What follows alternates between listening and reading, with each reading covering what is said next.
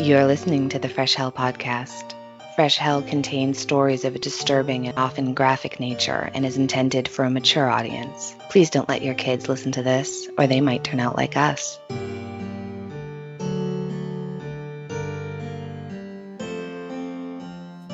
Hi, I'm Annie from Boston, Massachusetts. And I'm Johanna from Austria, and you're listening to your favorite international podcast. The podcast hosted by two women who never met in real life, but who still managed to agree on most of the research and none of the pronunciations. Archipelago. It's fine. Before we start, we'd love to give a very heartfelt thank you to our patrons, all of the generous souls who keep this podcast alive. We thank you. If you'd like to join the distinguished ranks of the Fresh Hell patron group, Patreon patrons, we'd love to have you. Patreon is where we keep our ad-free early access episodes, Cinema Macabre, and all of the strange little extras that don't quite fit anywhere else. It is the best way to support the show and to ensure that we don't meet a tragic Victorian end involving, a suspicious draft and an unheated room. So now it's time to jump into today's episode. Technically, we are still on our holiday break, and we will be back with a brand new episode very soon, but this is something we worked on a few months ago. Yeah, because today we're returning to a case that stayed with us long after we finished covering it. The disappearances of the 3 children from Pirmasens, Germany in the 1960s. We first covered this case early this year, now it's already last year, so 10th of April 2025, episode 277. It's one of the most haunting stories we've researched, and to this day, all 3 cases remain unsolved. In 1962, 9-year-old Walter Broschat left his home on a Friday afternoon and never reached the playground he was headed to. 2 years later, on another Friday, 13-year-old Klaus-Dieter Stark disappeared.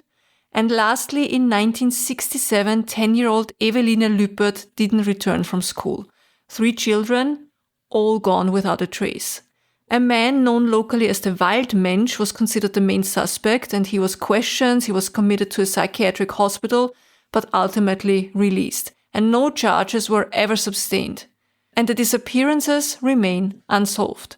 For the families of Walter, Klaus-Dieter and Eveline, time did not bring closure, only more questions.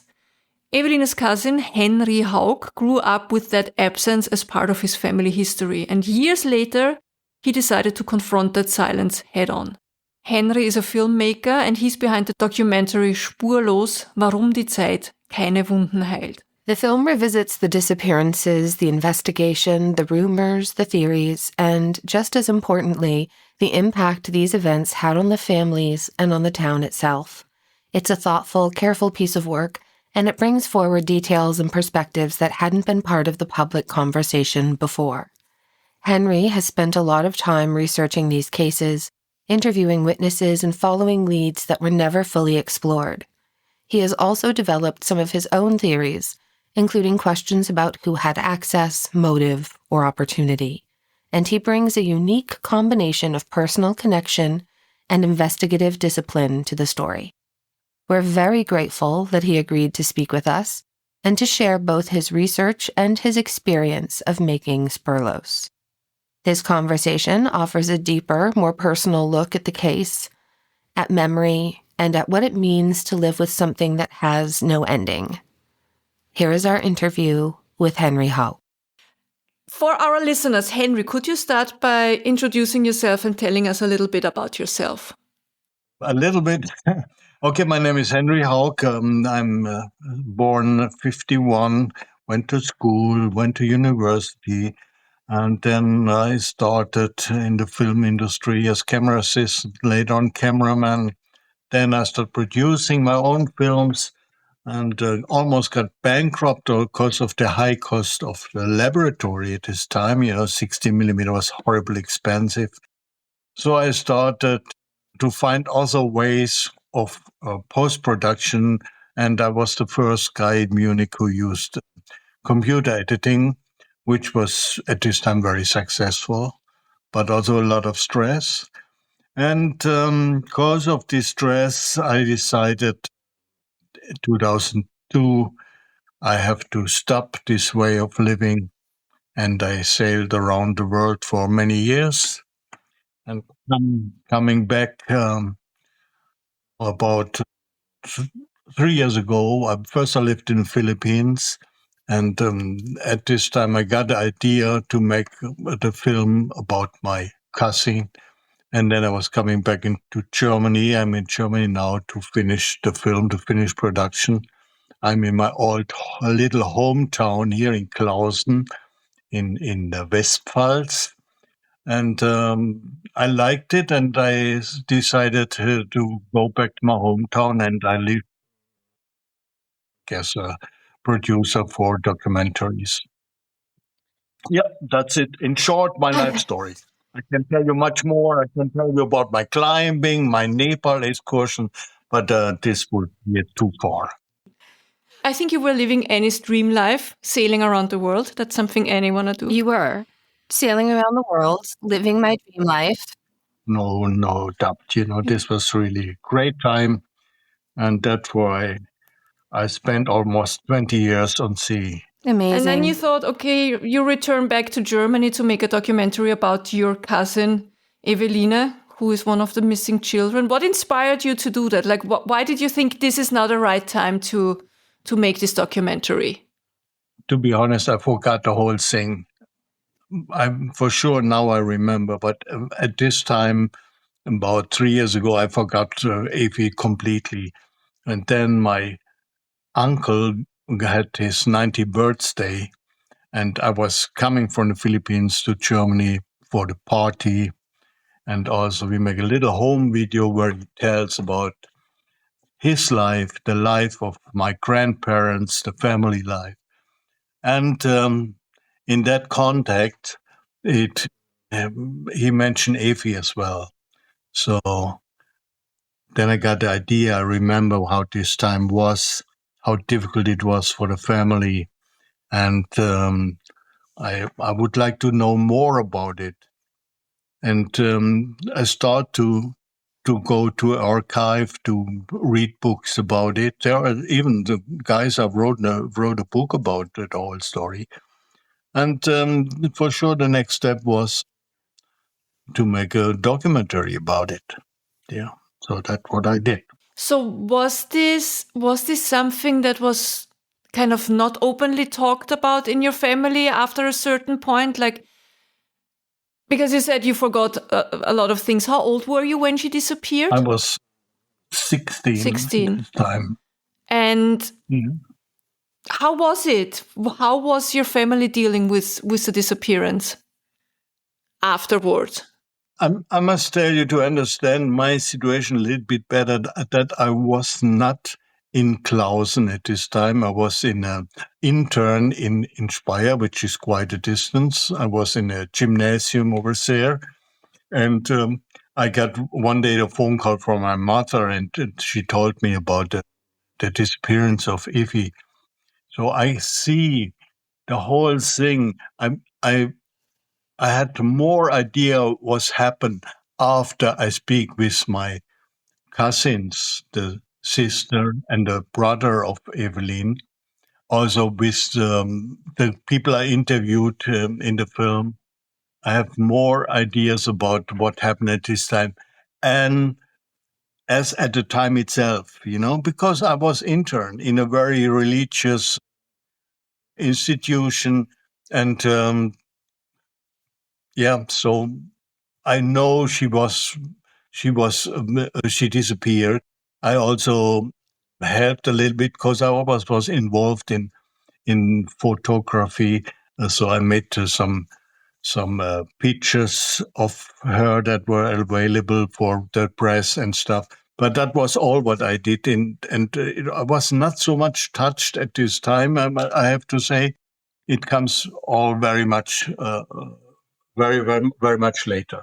I think there's something that often happens with families when any member of the family is away studying, doing something else. I think there's very often a situation where They don't want to trouble you. There's nothing that you can do from where you are, that kind of a thing. Yeah. So it's like, let's not burden him with this because what's that going to help? I've been in situations like that multiple times, and it's a blessing and a curse because it kind of shields you from what's going on, but it also doesn't completely inform you to the situation at the time. Yes, you are absolutely right. This was probably happened because my mother was very protective, Yeah, of course she was. Yeah, she wants to get me a priest, and everything what goes away, what bring me up from this way, she tried to avoid. So that you don't get distracted with all the problems that are going on in your family. Yeah. Mm-hmm. By the way, I didn't get a priest, unfortunately. So. But it sounds like it worked out. Yeah. That's it. And in your documentary, I think one of the things that was really, really clear was how much your family loves each other and how traumatized all of the children were at the time when this happened, how very deeply traumatic the questioning and the guilt and all of the things that happen anytime there's a missing person involved. And so you're feeling extra protective of the children that you have around you. You know what I mean? And so I think that would even be a bigger impetus to sort of not draw you into the situation at that time. And I think it also gives you a better lens to view things as a filmmaker because you don't have quite the exact same emotional attachment. Yeah, I had some distance to the whole. That's it. Yeah. Which was important, I think, to. Very much so, yeah. Because I saw me in this whole film, a lot of people say, oh, was your cousin and so, but I saw me in this whole context, I have always seen me as a filmmaker and not as a cousin. I try to make the film first, and for sure it was my cousin, but it was not that I psychologically like to work out something about that. I was a filmmaker, and for sure, this is one for about 25 documentaries I did, but for sure this was the one who touched me mostly.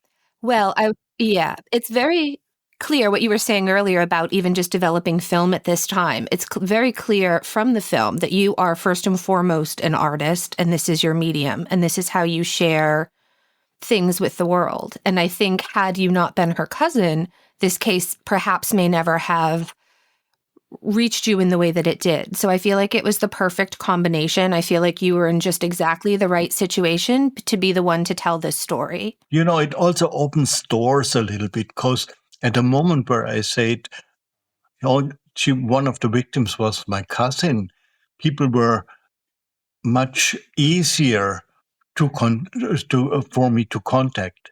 You understand what I mean? Completely, because I think especially nowadays with all this true crime hype and people are always a little bit kind of worried that it's going to be exploitative or that kind of the facts are going to get twisted around. But if there's a personal connection to a story, I'm sure there is just a level of trust that you can reach with people you want to interview on that case specifically, right?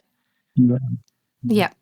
And I think that's one of the things, I don't mean to toot our own horn or why we're a good fit for this, telling your story, but I think one of the things that does set us apart a little bit from other podcasts that cover this kind of information is that we always say every single story we tell, we're telling it as if the person's family member are listening. Even if it happened 100 years ago, we're still acting as though the person listening to our episode is the person who loved that person the most in the world. And that's how we approach everything, because you have to.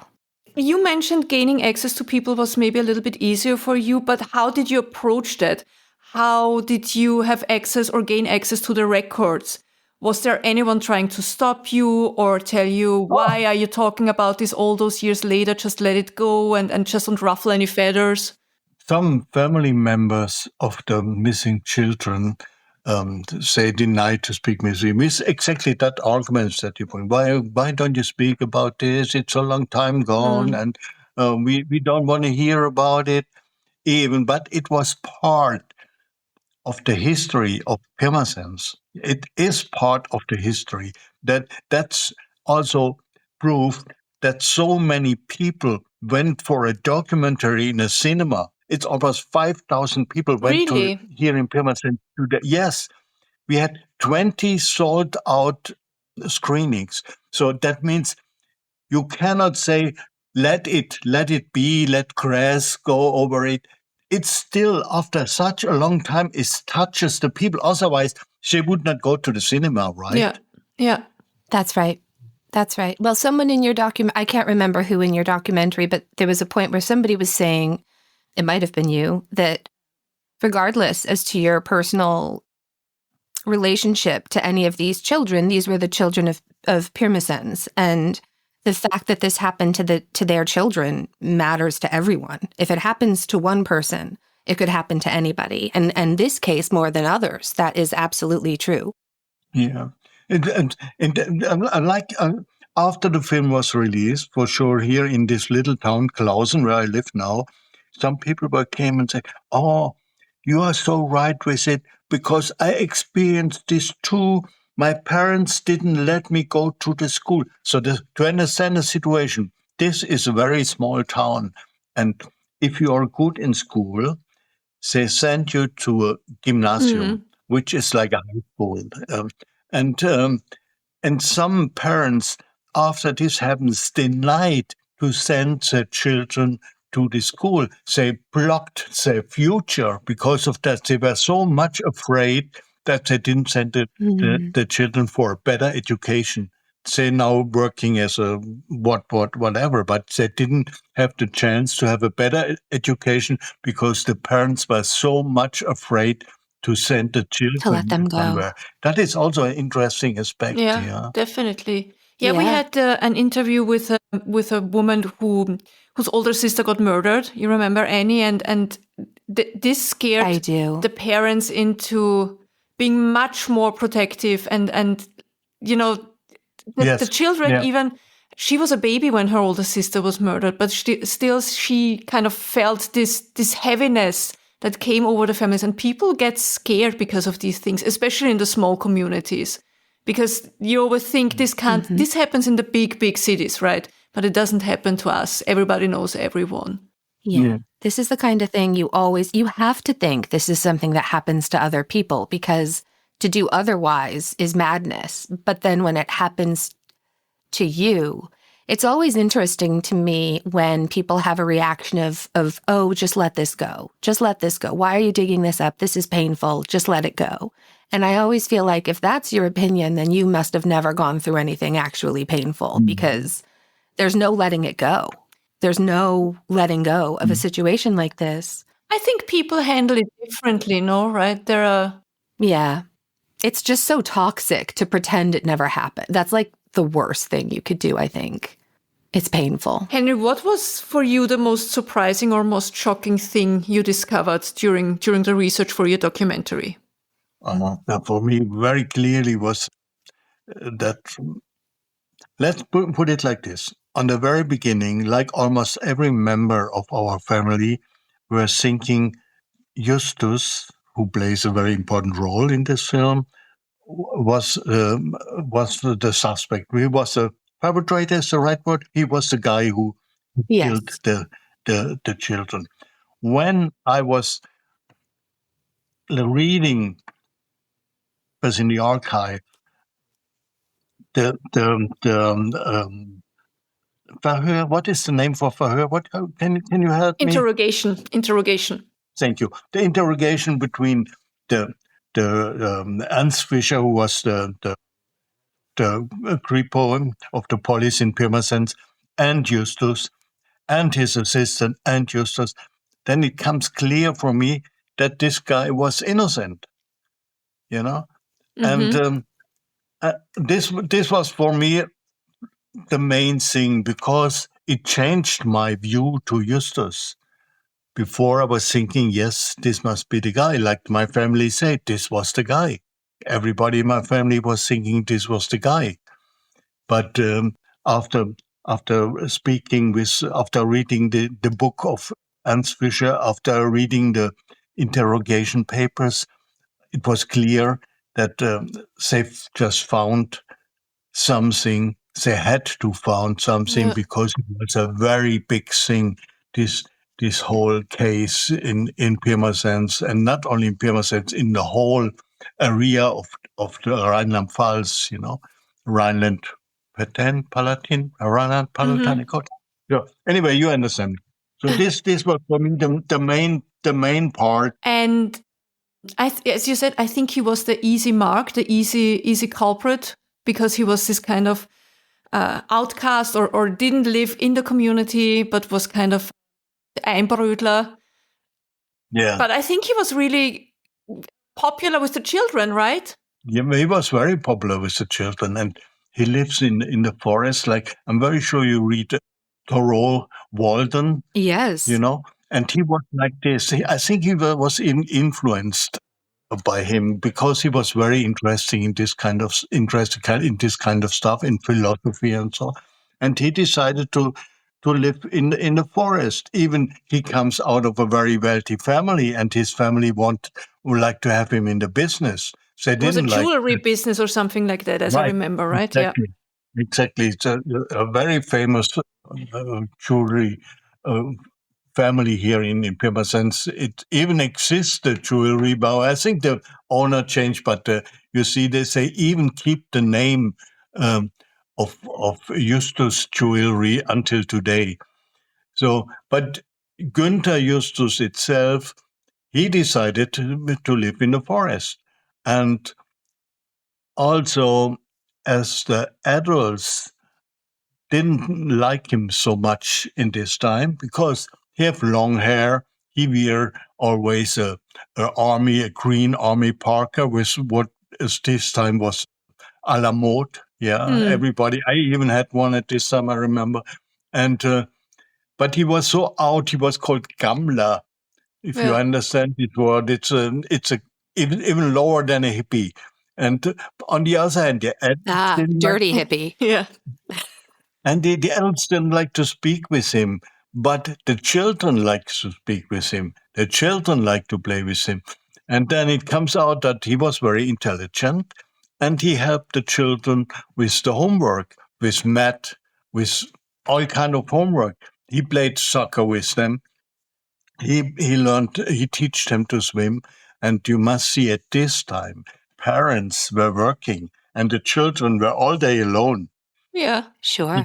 They had to do something. We speak about Schlüsselkinder, key kids, to have the key around the neck from the house. Oh, yeah. Because the parents were at work. Yeah.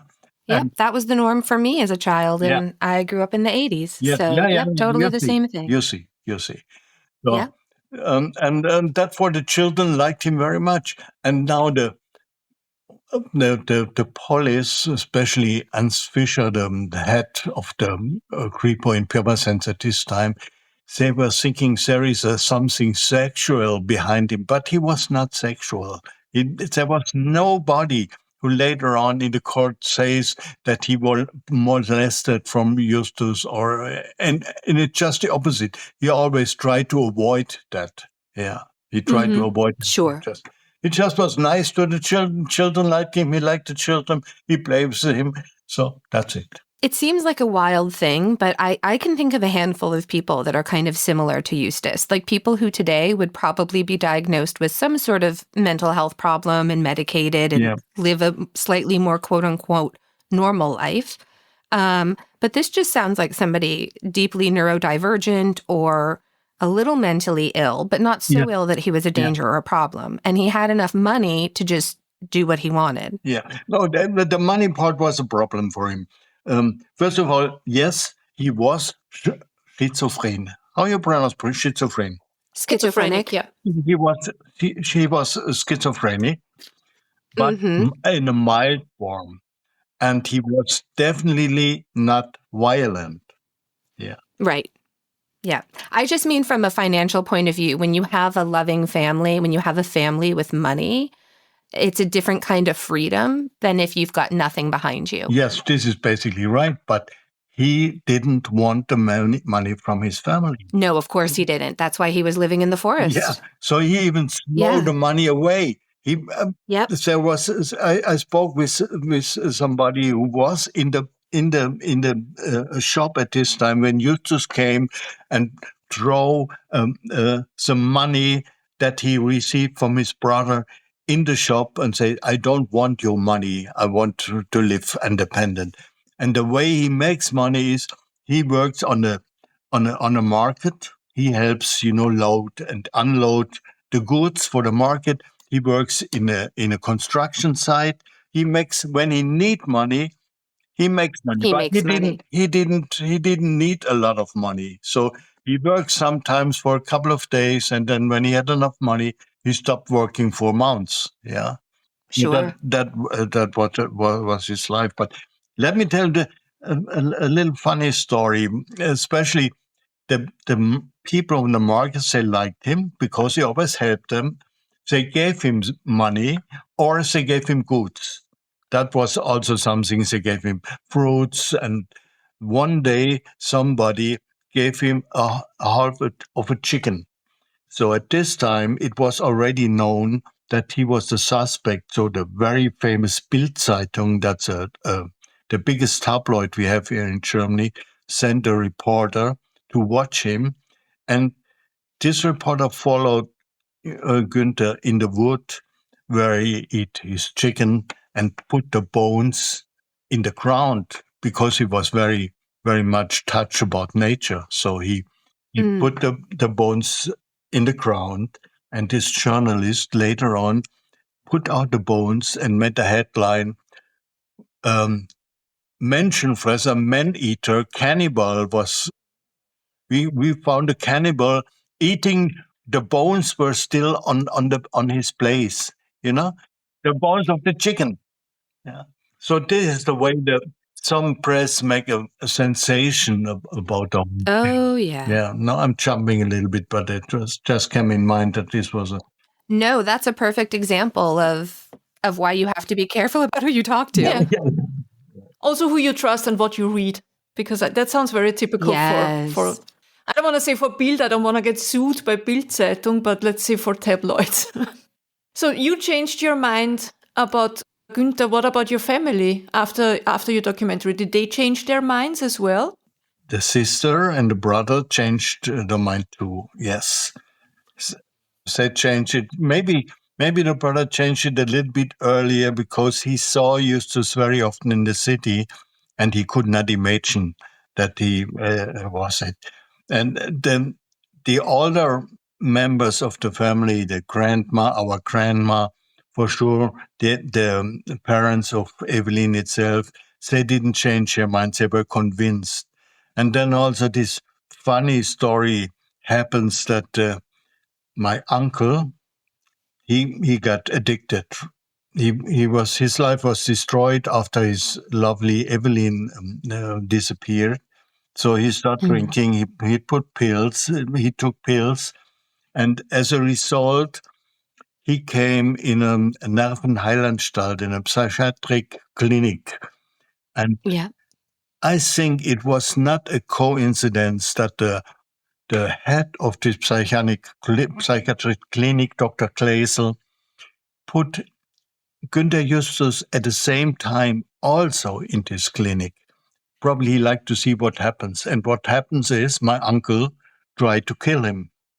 And so Justus was dispatched and was moved to another facility.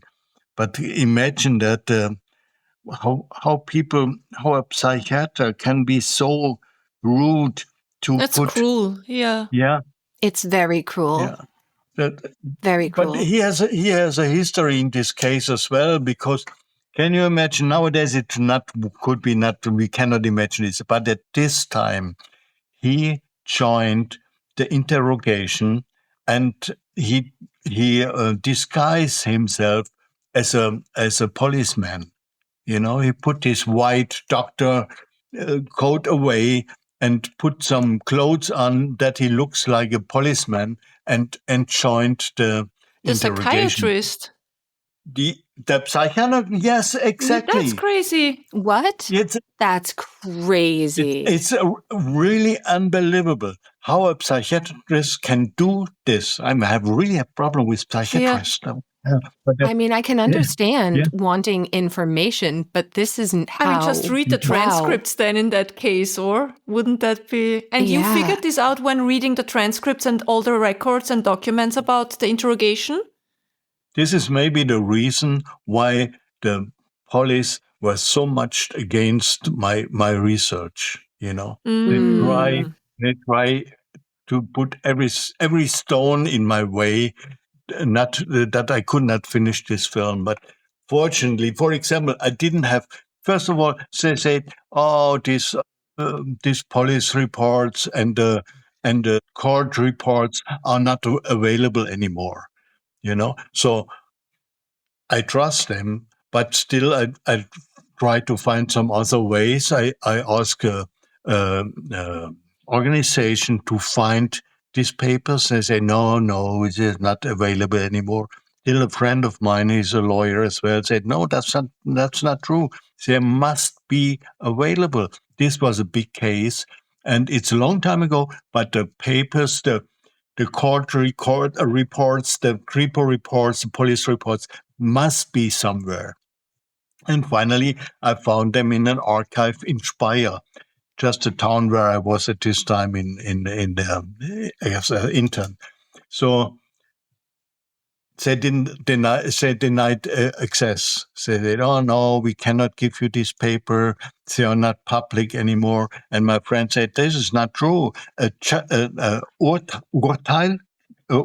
from a judge. What's an Urteil in English? Please help me." The verdict. The verdict is written in public, and therefore also later on you can see that you have the right to access it. So I wrote again with his arguments, and finally they changed this Sperrfrist, they call it in the bureaucratic world.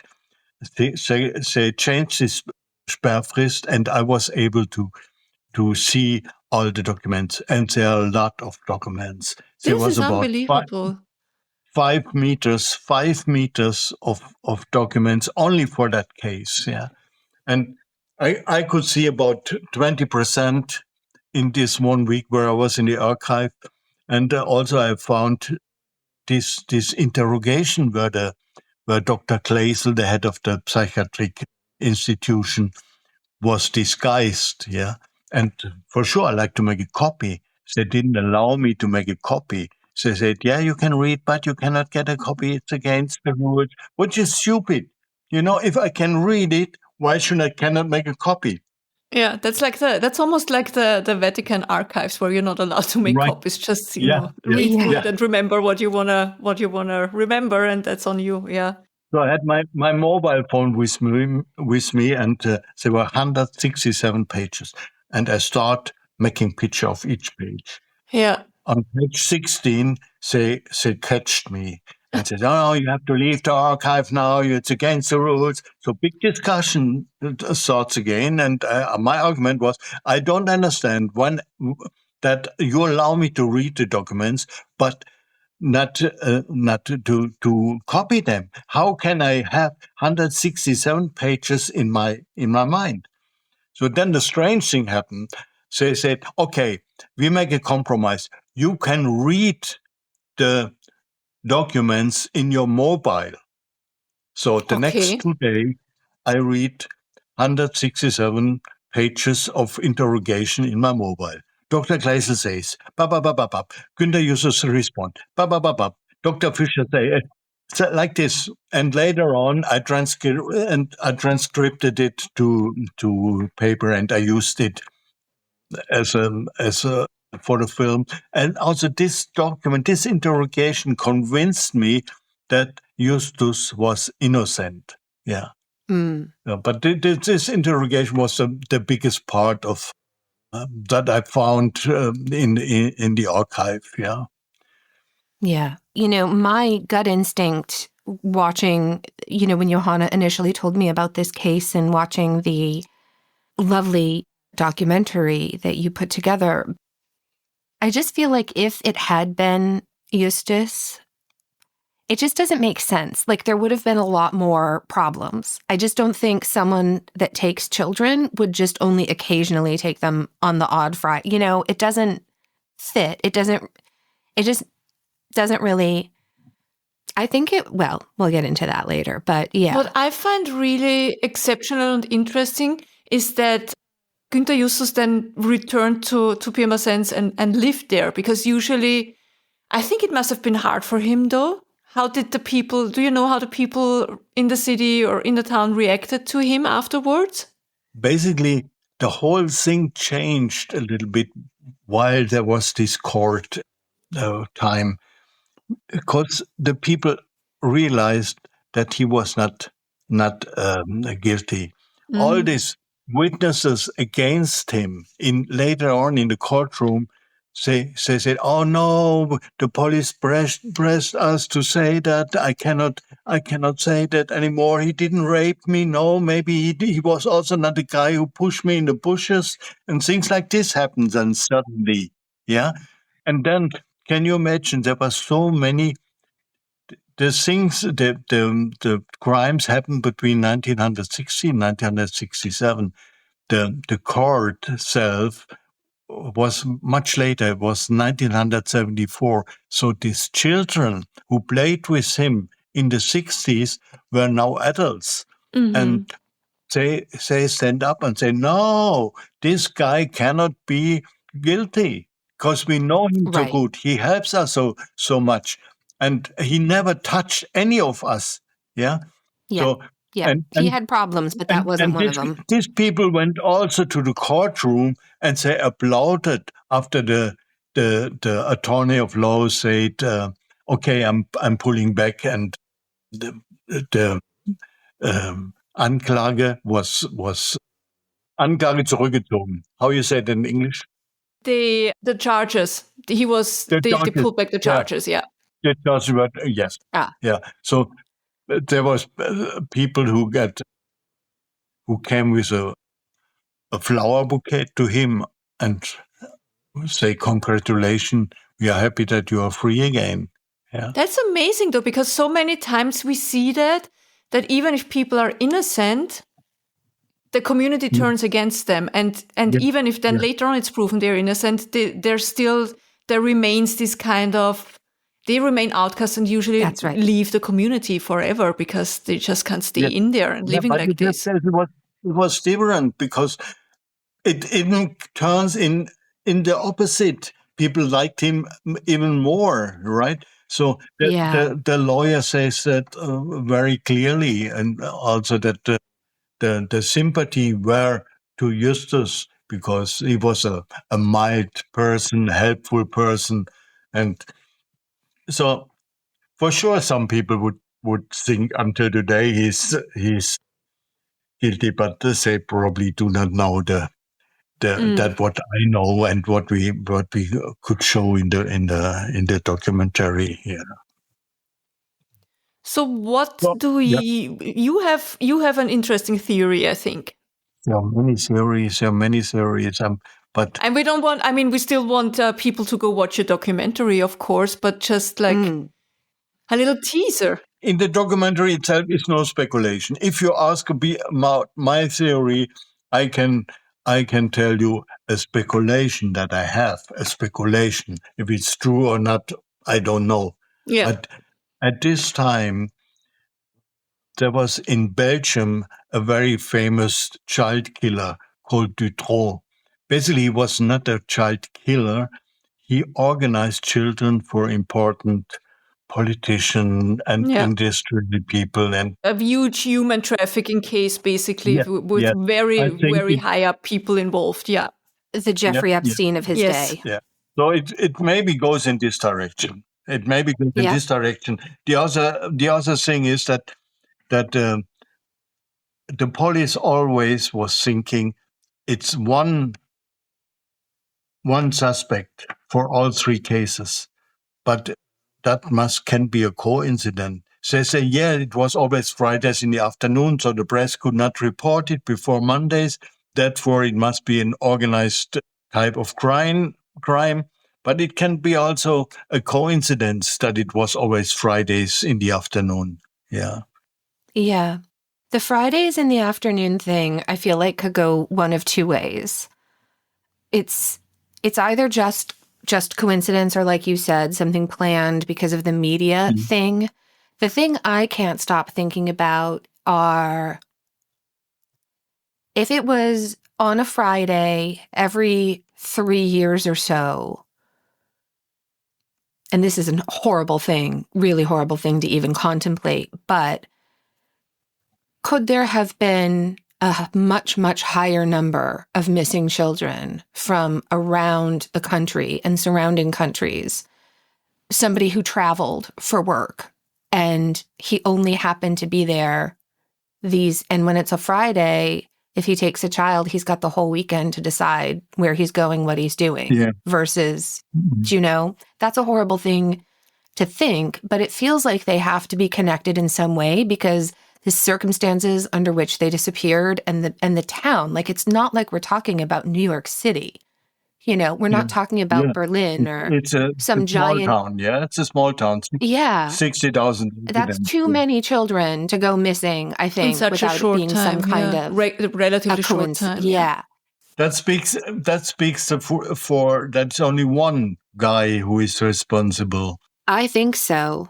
Because if it's a bunch of people, then it makes less sense to me. Because if you're looking to go out, and again, who knows what anyone looking to go out and abduct a child's thinking in the first place, because they're obviously not coming from a healthy brain. But if that's your plan, are you really going to go back to a tiny town where another kid had gone missing and people are still talking about it? I don't think you are, because it's going to be looked at even more seriously than if you picked a different place. This is part of the argument that speaks against Justus, because he was there in Pirmasens.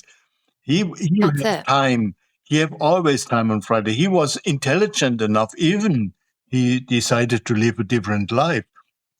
So these were the arguments that speak against Justus.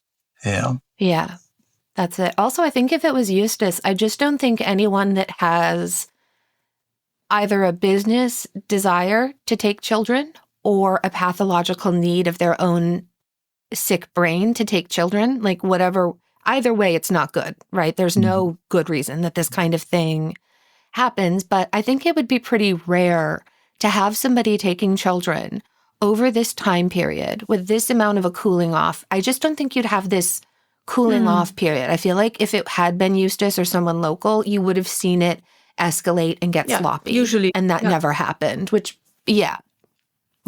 If you look at the map, Pirmasens is very close to the French border, right?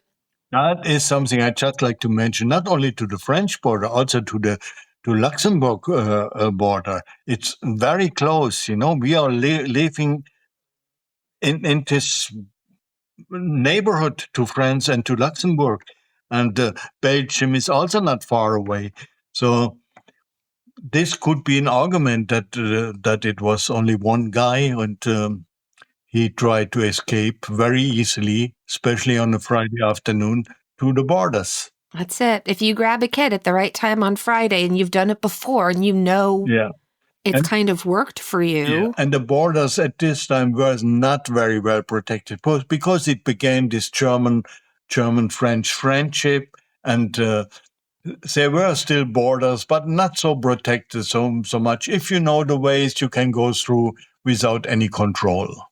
And also, this is also a period of time where had anybody seen a crying or upset child in a car with an adult, they wouldn't have thought anything of it, even if they'd been pulled over. Yeah. If the adult said, oh, they're in trouble, they're they're acting up. It was also a time where children were taught to obey adults and respect adults. That's right. Yeah. Yep. Do what they say, basically, in a lot of cases, So I'm just, I just think that it's possible, like you said, that this person could have gotten away any number of places with the kids. But I know, especially from Evi, the other kids I could not be so sure, but Evi definitely would never go with somebody she doesn't know in a car or something, because she was a very shy girl, and she was also told never go with somebody in the car. And there was a bus too, So the bus was only 10 minutes away, for leaving. And the distance to the bus were less than 50 meters out of the Kaufhalle was the bus station. So I really was touched when you interviewed her brother, her younger brother, and he said that when she went to go to the gymnasium in town, but she always thought of, bringing him some little gifts and trinkets from the mall, basically. Yeah, this comes together what I said before with the children. Both of Evie's parents were working in a shoe factory. So she was the one, even she went to the gymnasium. When she come home, she take care of her younger brother. Yeah, that was me when I was 10 years old. I was walking to school, which was a couple of blocks. I was the oldest daughter on the street. So I had my sister and I had all the neighborhood kids, and we would all walk to school and we would walk back. And then my sister and I would hang out until my mom, who was a teacher, got home. This was all and I think it's so important to just reiterate that again for younger listeners. Like, all of this is normal. Yeah. None of this is neglect or weird or anything like that. This is the norm. And I'm assuming that because she was doing this at the age of 10, she was like me and a bit precocious and more mature in certain ways than her age, and perfectly capable. She was probably doing a little bit of babysitting, now and then. It's such an upsetting. It just broke my heart watching her siblings talk about this and the effect it really had on your uncle, on her father. And I think that's another thing that it's so easy today with the crisis that we experience, and I think it's worldwide, right, with substance abuse, whether it's pills or alcohol or whatever it is. And the thing I think people often forget is how often these serious, serious addictions start with just trying to self-medicate pain. Or trying to legitimately medicate pain. A lot of people, got hooked on meds in hospital, but other people, it's like the world's oldest terrible medication for pain, isn't it? Alcohol.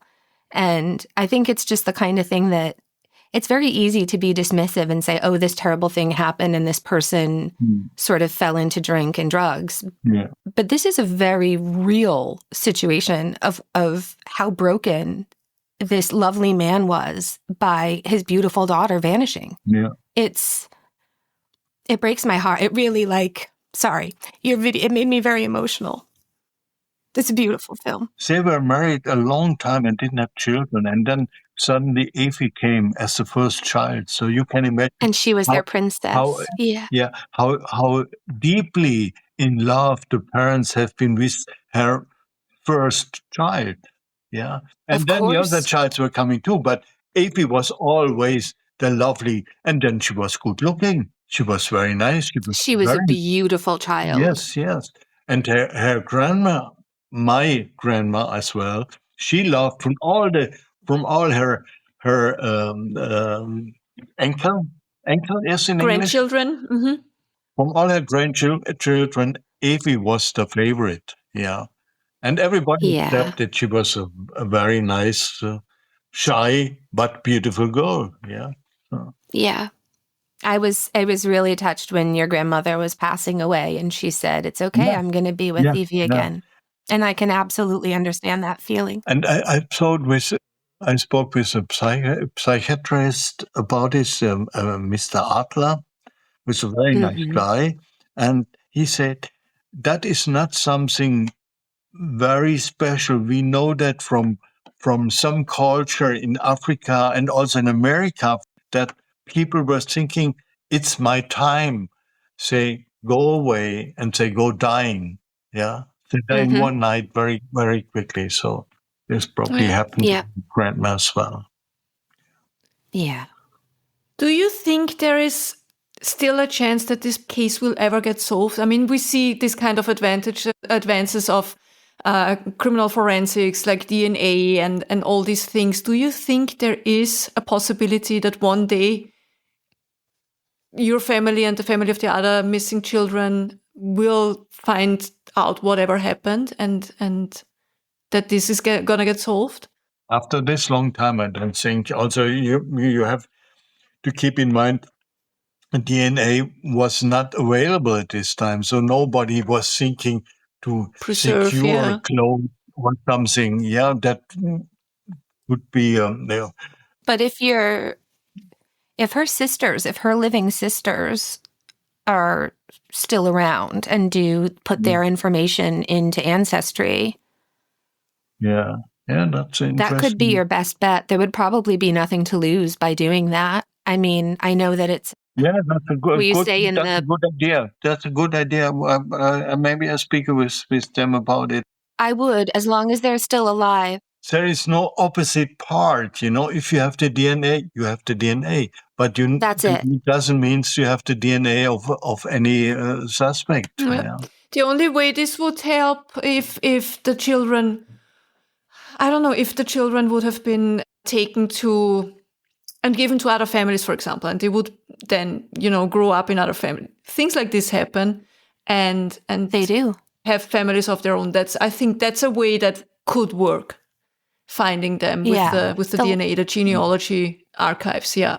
Well, the last time that I spoke to a filmmaker about anything was in regards to a very famous case we had here in Massachusetts, which was an unsolved case known as the Lady of the Dunes, and where they had a body, but they had no identification on this person. And it happened in the 70s. And it's been a pretty well publicized case, but it was like, how does nobody know who she is? How is no one missing her? And not long after that, through genealogy, they were able to figure out who she was. And they were able to put a name to the bones.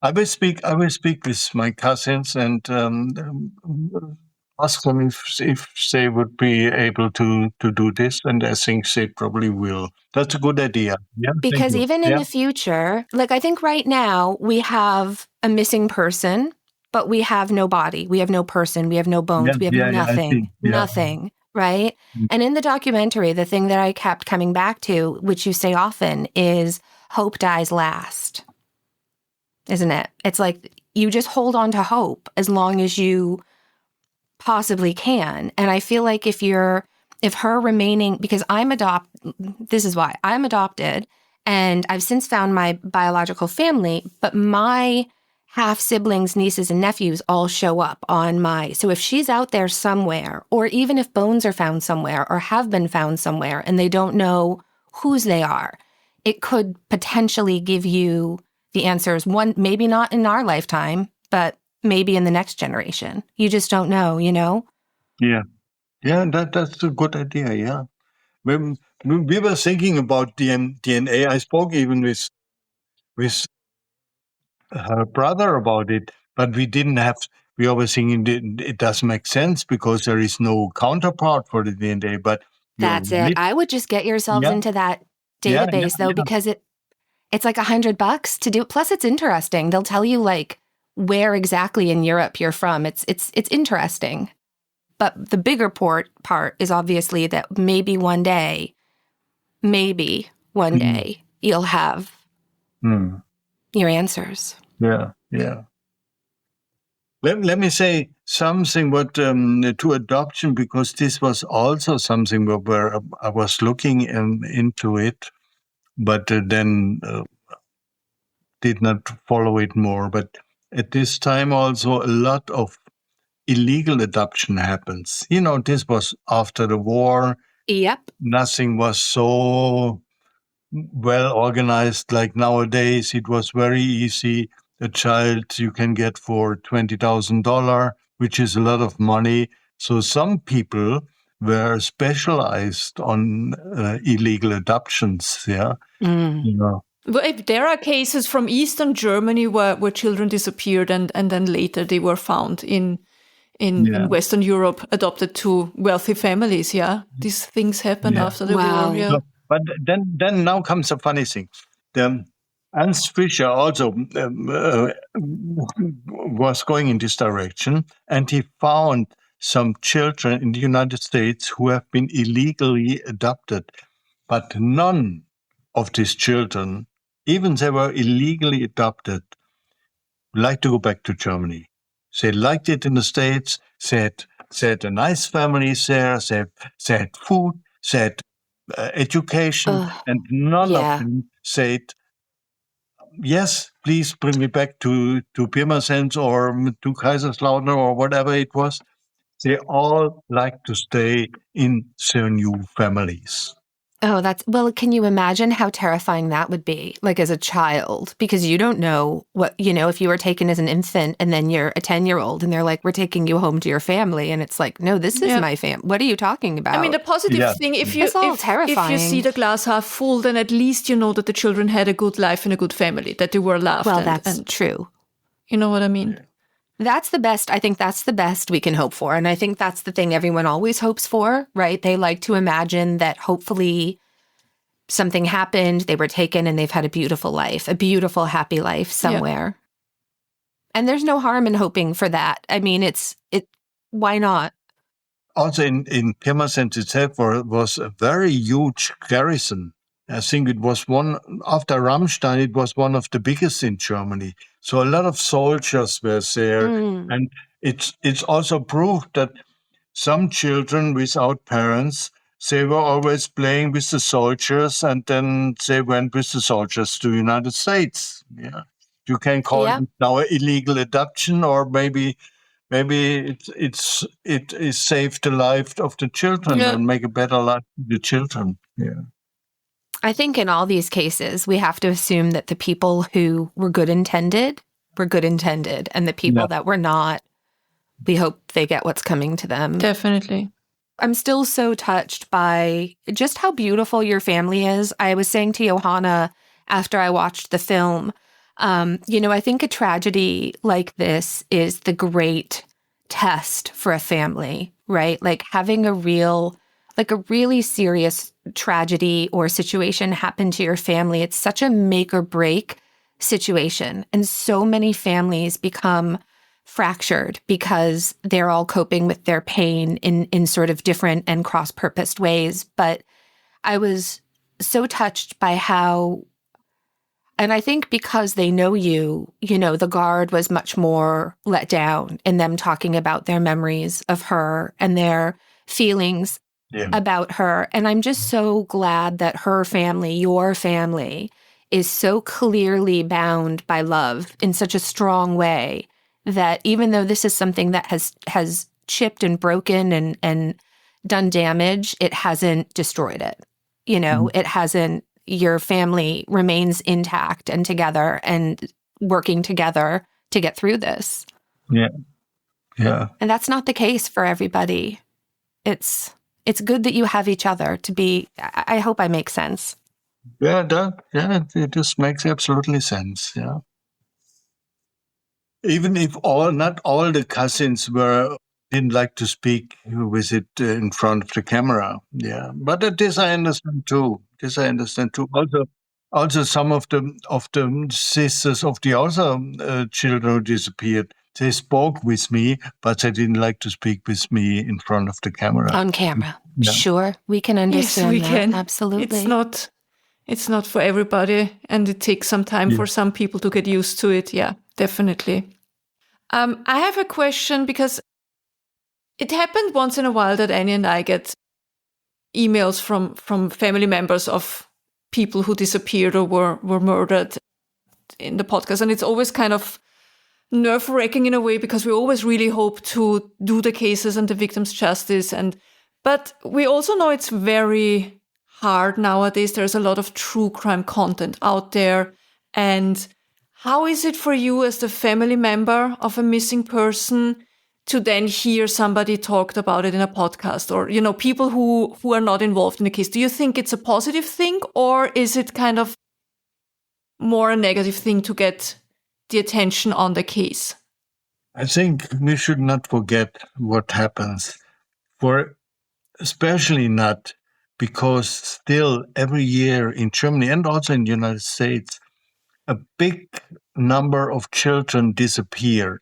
So we should be sensitive about this whole subject. Yeah, in Germany, we have every year 450 children who disappeared. In America, I think it's much more. I think it goes in the thousand. But we are not sensible for it. We are sensible for other things. Here in Germany, we are sensible if some foreigner made a crime. That's a big thing. But we are not sensible that our children disappear, and nobody think about how can we change that, or nobody is sensible for this fact that so many children disappear. And therefore, I think, to answer your question, it's very important that something like you do happens. Yeah, it's important that people understand a crime. For sure, some podcasts only make crime for sensation, like the Bild Zeitung, yet like the tabloid at this time. But if you try to make this thing serious, it maybe could help to change something. That makes sense. It's like everything else, I guess, isn't it? You just have to be careful about what you choose to... And how you do it, and how you do it. That's it. And that what I tried to make it not sensational. I tried to make this documentary not sensational. And you absolutely succeeded. Yeah. You absolutely succeeded. Yes, we were both really we watch can I just tell you, we watch a lot of true crime documentaries, like a lot. And yours really was beautifully done. And I know that there were a lot of American soldiers in the area. We don't really know if there's any chance that anybody there was related to anything, but it's possible that because we're able to do this in English, because your English is so excellent, maybe this will, but you don't know though, maybe somebody will hear this, because I had never heard of this before Johanna brought it to my attention. We just we're not great in America about, well, there's a lot of information to parse, isn't there? But my point is just that you never know. Maybe somebody who spent time in that area in the American military will remember something about the time. Somebody might know something, we always say. Yeah. I mean, is it likely? Probably not. Have stranger things happened? You bet they have. Yeah, we will see what happens. Yeah, there was also a question if American soldiers could be involved. There was a question if French soldiers who are also in this area were involved, but this didn't lead to anything, And what concerns the American or the army thing, if it's French or American, the time span was too high, because usually the soldiers do not stay for 9 years in a place. Yeah. Not only that, but I don't think and I've never served in the military, but my understanding is you don't have an awful lot of free time. I mean, it could go either way. It depends, yeah. In that case, you remember, or I remember, you cannot remember, I remember at this time I also have long hair and stuff, and also went to certain places to smoke some certain stuff, and a lot of American soldiers were coming from Vietnam. Yep. Deeply destroyed from what they've seen, and the army said, "Okay, we cannot send them straight home. They must stay here in Pirmasens for a couple of months to see the normal life again." Before they can go home. And these soldiers had a lot of time, But this was, AP disappeared 1967, and that was the beginning, more or less, of that. My dad went over in 1968. He was there from 1968 and 1969, so maybe a little early. I don't know. It's possible. I mean, I think that you and the police have sort of looked at all of the... I think you've covered all of the potential possibilities very well in your documentary of what potentially could have happened. But it's... The main thing is still that I think this documentary helps to release Günter Justus from this big burden. Yeah.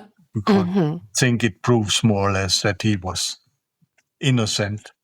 And on the other hand, it maybe helps to open our eyes a little bit for the fact that so many children every year disappears without any trace. Yeah, they say in Germany are 15,000 children, people under 18 disappear, but most of them coming back after a couple of days. And That's right. But 3%, and these are 450 children, never shows up again. They disappear. They don't know. Yeah. They just I know. And don't. we've talked about this in a couple of our episodes. I think was it Madeleine McCann? That was a recent one. We don't usually cover more recent episodes like that, but we had a lot of people reach out to us about that one. But my point is just that it wasn't until pretty recently that we actually had started to create databases for missing and exploited children. Yeah. Like, was it all post-Adam Walsh that all of this started? It was like the 80s, 90s, and it was later. Yeah, I think it was Adam Walsh changed a lot of things, yeah, especially in the States. Yeah, and it was even later in Europe. Because like here, when Madeleine McCann went missing, it was like, what do we do? How do we mobilize? So they looked at the U.S. because we had that National Center for Missing and Exploited Children. So I think when you look at that, like this is the 60s. This is 30 years before anybody thought to start these big programs. And 20 years before, when I was a kid in the 80s, we did that like fingerprint kit and the dental kit, like take your mugshot picture. That was a big thing because that was post Adam Walsh disappearance. But I think we're moving in the right direction. I will say, I do feel like we're getting better at least tracking missing children than we used to. But it's not enough. It's never enough, especially when it's your child who's missing. Is there a chance for our listeners, international listeners, to watch a documentary somewhere if they're interested? I really would like that. There is, as you know, there is an English version of this documentary, and it's available on my website. If somebody is interested, you can go to my website and can have it streaming or whatever. Yeah. Yeah. No, I'm sure that many of our listeners. Henry Hauck.de. Henry Hauck.de. Yes, we will absolutely share it, of course, in the show notes, and everybody go watch absolutely the documentary, please. It's excellent. Yeah, it really is excellent. Henry, thank you so much. Welcome. I enjoyed this talk also very much. I wasn't thinking it goes in this direction, but I'm very happy about it. Yeah. Oh, we're glad. Oh, good. Seriously, thank you. And thank you for sending us the documentary. It was really a pleasure talking to you. It was so interesting. It really was such a pleasure. Yeah.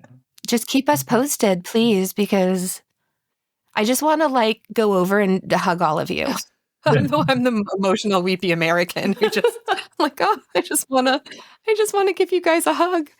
It's so much. I think it's always so interesting how, not interesting. I think it's important to make a point about, and this is the thing that we come back to over and over again, isn't it? That a lot of people hearing this story are going to say, oh gosh, 1967, that was 50 years ago.